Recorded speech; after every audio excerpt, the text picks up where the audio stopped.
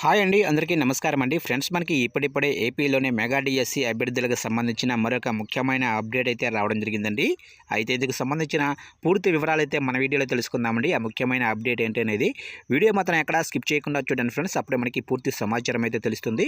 ఇక ముఖ్యంగా వీడియో నచ్చినట్లయితే లైక్ చేయండి ఫ్రెండ్స్. లైక్ చేయడం వల్ల మనకు తెలిసిన ఇన్ఫర్మేషన్ మరికొంతమందికి అయితే రీచ్ అవుతుంది. ఇక లేట్ చేయకుండా వివరాలకు వెళ్ళిపోదాము.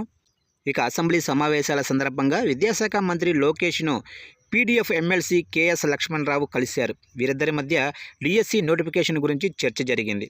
అయితే ఎస్సీ వర్గీకరణ రిజర్వేషన్ల ప్రక్రియ పూర్తయిన తర్వాతే డిఎస్సి నోటిఫికేషన్ ఇస్తామని, మరో 2 నెలల సమయం పట్టొచ్చని తనతో మంత్రి లోకేష్ చెప్పినట్లు ఎమ్మెల్సీ కేఎస్ లక్ష్మణరావు వెల్లడించారు.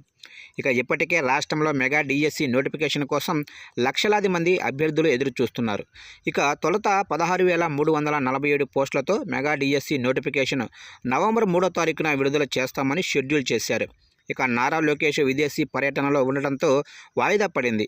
ఆ తర్వాత నవంబర్ 6వ తారీఖున నోటిఫికేషన్ విడుదల చేస్తామని ప్రకటించారు. ఇక అప్పుడు కూడా నోటిఫికేషన్ వాయిదా పడింది.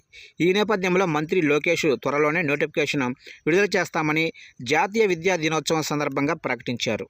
అయితే ఎస్సీ వర్గీకరణకు అనుకూలంగా సుప్రీంకోర్టు తీర్పు ఇచ్చింది. ఈ నేపథ్యంలో రాష్ట్రంలో ఎస్సీ వర్గీకరణకు మార్గదర్శకాలు విడుదల చేయకుండా, ఎస్సీ వర్గీకరణ ప్రక్రియ పూర్తి చేయకుండా మెగా డిఎస్సి నోటిఫికేషన్ విడుదల చేయడానికి లేదని ఎంఆర్పీఎస్ అధ్యక్షుడు మందాకృష్ణ మాదిగ ప్రకటించారు.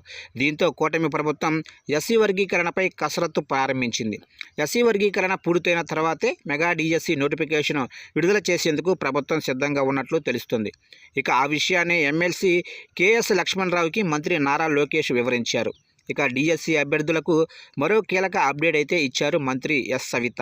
ఈ నెల 16 నుంచి బీసీ స్టడీ సర్కిల్ ఆధ్వర్యంలో ఉచిత డిఎస్సి కోచింగ్ ప్రారంభమవుతుందని తెలిపారు.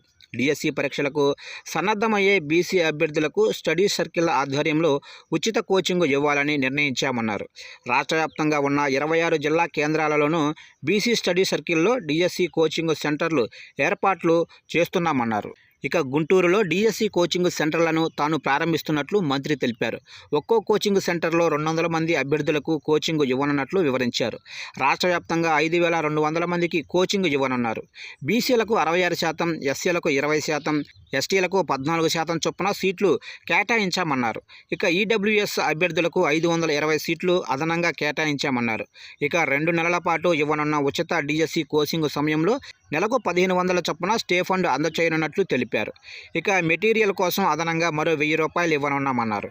ఇక ఆన్లైన్తో పాటు ఆఫ్లైన్లోనూ డిఎస్సి ఉచిత కోచింగ్ ఇవ్వనున్నామని మంత్రి సవిత వివరించారు. ఇందుకోసం ప్రత్యేక యాప్ రూపకల్పన చేశామన్నారు. ఈ యాప్లో సబ్జెక్టుల వారీగా నిపుణులైన వారితో క్లాసులు నిర్వహిస్తామన్నారు. క్లాసులతో పాటు ఈ యాప్లో పాత క్వశ్చన్ పేపర్లు, మోడల్ పేపర్లు కూడా అందుబాటులో ఉంచనున్నట్లు తెలిపారు. ఇక బీఈడీ అర్హతతో పాటు 10th ఉత్తీర్ణత సాధించిన వారికి ఆన్లైన్, ఆఫ్లైన్ కోచింగ్ ఇవ్వనున్నట్లు మంత్రి స్పష్టం చేశారు. ఆన్లైన్ అభ్యర్థులకు తమకిష్టమైన సమయాల్లో యాప్ను ఓపెన్ చేసుకొని క్లాసులు వినే అవకాశం కల్పించారు. ఆన్లైన్ కోచింగ్తో గృహిణులకు, ప్రైవేటు, ప్రభుత్వ రంగంలో పనిచేసే పార్ట్ టైం ఉద్యోగులకు ఎంతో మేలు కలుగుతుందన్నారు. ఆఫ్లైన్, ఆన్లైన్ ఏదో ఒకే విధానంలో మాత్రమే అభ్యర్థులకు ఉచిత కోచింగ్ అవకాశం ఇవ్వనున్నట్లు మంత్రి సవిత వెల్లడించారు.